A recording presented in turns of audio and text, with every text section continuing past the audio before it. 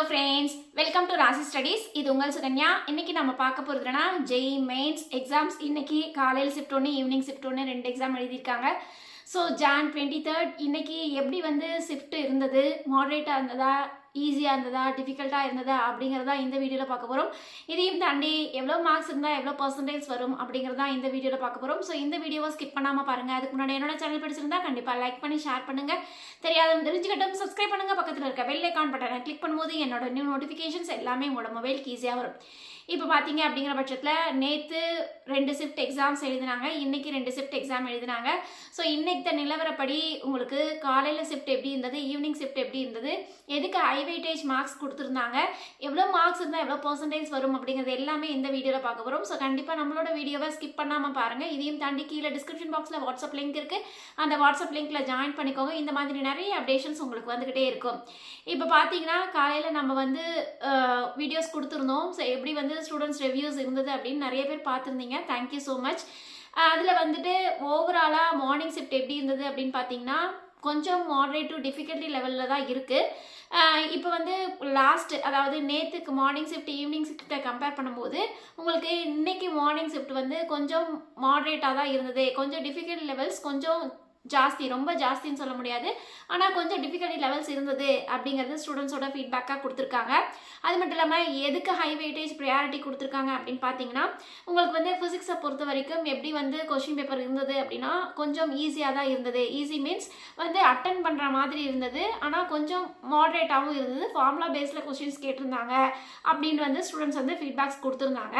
இதில் எது high weightage topics தான் கொடுத்துருக்காங்க அப்படின்னு பார்த்தீங்கன்னா உங்களுக்கு ரே ஆப்டிக்ஸ்லேருந்து உங்களுக்கு 3 கொஸ்டின்ஸ் கேட்டிருக்காங்க, தெர்மோடைனமிக்ஸ்லேருந்து கொஸ்டின்ஸ் கேட்டிருக்காங்க, எலக்ட்ரோஸ்டாட்டிக்ஸ்லேருந்து கொஸ்டின்ஸ் கேட்டிருக்காங்க, அதுக்கடுத்து செமிகண்டக்டர் டயோட்லேருந்து கொஸ்டின்ஸ் கேட்டிருக்காங்க, அதுக்கடுத்து surface tension, rotational motion, current electricity, அதுக்கடுத்து மாடர்ன் ஃபிசிக்ஸ்லேருந்து உங்களுக்கு அவுட் ஆஃப் சிலபஸ் அதாவது ரேடியோ ஆக்டிவ் டிகே இதுலேருந்து கொஸ்டின்ஸ் கேட்டிருக்காங்க. சரிங்களா, இது ஃபிசிக்ஸோட நிலவரம். சரி, கெமிஸ்ட்ரி எப்படி இருந்தது மார்னிங் ஷிஃப்ட் அப்படின்னு பார்த்தீங்கன்னா மேபி ரொம்ப ஈஸியாக தான் இருந்தது, ஓரளவுக்கு அட்டன் பண்ணுற மாதிரி இருந்தது. அது மட்டும் இல்லாமல் எப்பயும் போல் என்சிஆர்டி பேஸில் தான் கொஷின்ஸ் கேட்டிருந்தாங்க. என்சிஆர்டி பேஸில் நீங்கள் படிச்சிருந்தீங்க, டெப்த்தாக கான்செப்ட் இருக்குது அப்படின்னாவே கண்டிப்பாக அட்டன் பண்ண முடியும் அப்படின்னு ஸ்டூடெண்ட்ஸ் ஃபீட்பேக்ஸ் கொடுத்துருக்காங்க.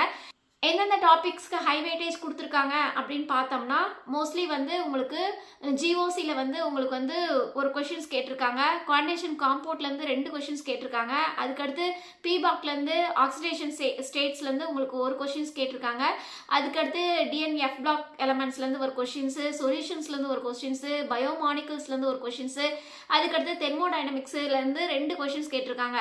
இது கெமிஸ்ட்ரியை பொறுத்த வரைக்கும். சரிங்களா, இதையும் தாண்டி வேறு என்னென்ன கொஷின்ஸ் கேட்டிருக்காங்க அப்படின்னு பார்த்தீங்கன்னா உங்களுக்கு ஆர்கானிக் கெமிஸ்ட்ரியில் நேம் ரியாக்ஷன்ஸ் கேட்டிருக்காங்க 2 கொஷின்ஸு, அதுக்கடுத்து கெமிக்கல் பாண்டிங் அண்ட் மாலிகுலர் ஸ்ட்ரக்சர்லேருந்து ஒரு கொஷின்ஸ் கேட்டிருக்காங்க.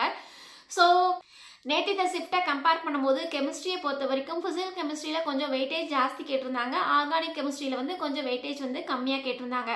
ஸோ இதன்படி உங்களுக்கு அதுக்கு அடுத்தடுத்து வர ஷிஃப்ட்டில் இல்லாமல் உங்களுக்கு மோஸ்ட்லி எதில் கொஷின்ஸை அதிகமாக கேட்பாங்க, எதில் கொஷின்ஸ் கம்மியாக கேட்பாங்க அப்படிங்கிறது எதுவுமே உச்சிதமாக இந்த மாதிரி சொல்ல முடியாது. ஸோ நீங்கள் ஓவரலாக எல்லாமே படிச்சிருக்கீங்க, என்சிஆர்டி பேஸில் நல்லா தரவுடாக இருக்கீங்க அப்படின்னாவே கண்டிப்பாக கெமிஸ்ட்ரி பொறுத்த வரைக்கும் உங்களால் நிறைய கொஷின்ஸ் அட்டன் பண்ண முடியும்.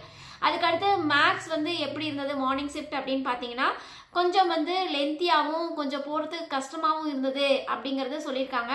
ஸோ ஈவினிங் ஷிஃப்ட்டை கம்பேர் பண்ணும்போது மார்னிங் ஷிஃப்ட்டில் மேக்ஸ் கொஞ்சம் சம்ஸ் அண்டர்ஸ்டாண்ட் பண்ண முடிஞ்சது, ஆனால் கொஞ்சம் டெரிவேட்டிவ்ஸ் கொஞ்சம் லென்த்தியாக இருந்தது, ஃபார்முலாஸ்லாம் போட்டு நம்ம ஆன்சர் எழுதுறதுக்கு லென்த்தியாக இருந்தது, கொஞ்சம் டைம் கன்சியூமிங்காக இருக்கிறதுனால நம்மளால் அதிகம் கொஸ்டின்ஸ் போட முடியல அப்படிங்கிறது ஸ்டூடெண்ட்ஸோட ஃபீட்பேக்ஸாக இருந்தது.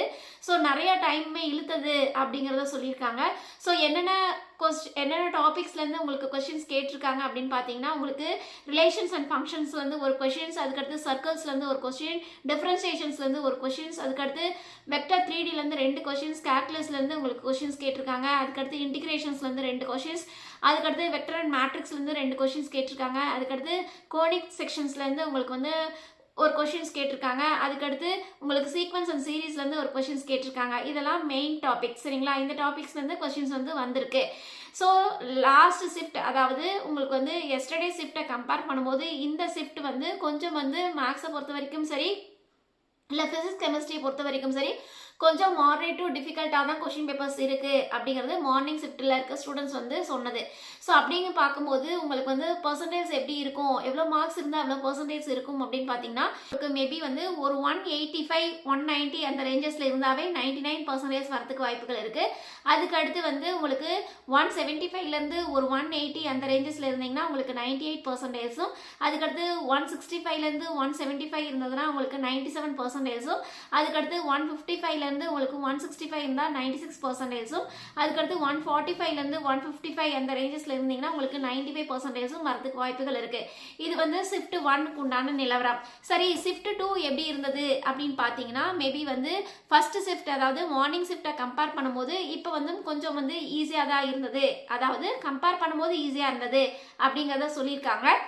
ஓவராலாக கொஸ்டின் பேப்பர்ஸ் எப்படி இருந்தது அப்படின்னு பார்த்தீங்கன்னா கொஞ்சம் மாடரேட்டாக இருந்தது அப்படிங்கிறத சொல்லியிருக்காங்க. 8th கிளாஸ்லேருந்து கொஞ்சம் போர்ஷன்ஸ் தான் கேட்டிருந்தாங்க, ஆனால் 12th கிளாஸில் இருந்து நிறைய போர்ஷன்ஸ் கேட்டிருந்தாங்க அப்படின்னு வந்து ஸ்டூடெண்ட்ஸ் சொல்லியிருந்தாங்க. இதில் வந்து எந்தெந்த டாபிக்ஸுக்கு செகண்ட் ஷிஃப்ட்டுக்கு இம்பார்ட்டன்ஸ் கொடுத்துருக்காங்க அப்படின்னு பார்த்தீங்கன்னா இந்த ஃபிசிக்ஸை பொறுத்த வரைக்கும் ஓவராலாக ஈஸி டு மாடரேட்டாக இருந்தது.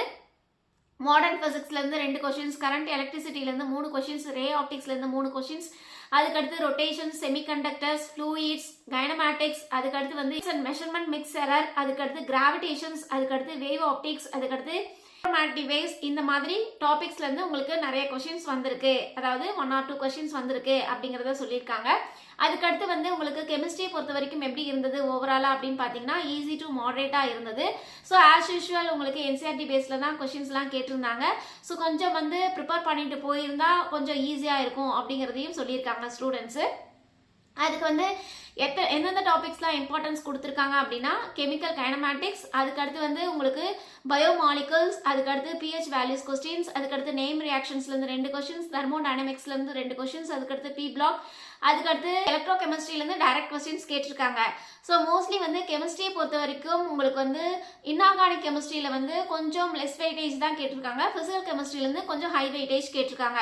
அதுக்கடுத்து மேக்ஸை பொறுத்த வரைக்கும் ஓவராலாக உங்களுக்கு மாடரேட் அண்ட் லென்த்தியாக தான் இருந்தது அப்படிங்கிறத சொல்லியிருக்காங்க. ஸோ மார்னிங் ஷிஃப்ட்டை கம்பேர் பண்ணும்போது ஓரளவுக்கு இது ஓகேவா இருக்கு மேக்ஸை பொறுத்த வரைக்கும் அப்படிங்கிறத சொல்லியிருக்காங்க. ஆனால் வந்து ஈஸி இல்லை வந்து மாடரேட் அப்படின்னு சொல்ல முடியாது, கொஞ்சம் டஃப்பாக தான் இருக்கிற மீனிங்கில் சொல்லியிருக்காங்க. அதுக்கடுத்து வந்து எந்தெந்த டாபிக்ஸ்லாம் இம்பார்ட்டன்ஸ் கொடுத்துருக்காங்க அப்படின்னா உங்களுக்கு வந்து வெக்டர் அண்ட் 3Dயில் வந்து 3 கொஷின்ஸ், அதுக்கடுத்து டிட்டர்மினன்ஸ்லேருந்து ஒரு கொஷின்ஸ், அதுக்கடுத்து பேரபோலா, அதுக்கடுத்து டிஃபைனைட் இன்டிஜர், அதுக்கடுத்து வந்து லிமிட்ஸு, ப்ராபபிலிட்டி, ஸோ இந்த மாதிரி டாபிக்ஸ்லேருந்து உங்களுக்கு கொஸ்டின்ஸ் கேட்டிருக்காங்க. ஸோ 1 or 2 கொஸ்டின்ஸ் வந்து ப்ரீவியஸ் கொஸ்டின்ஸ் பேப்பர்ஸ்லேருந்தும் வந்திருக்கு அப்படிங்கிறத சொல்லியிருக்காங்க.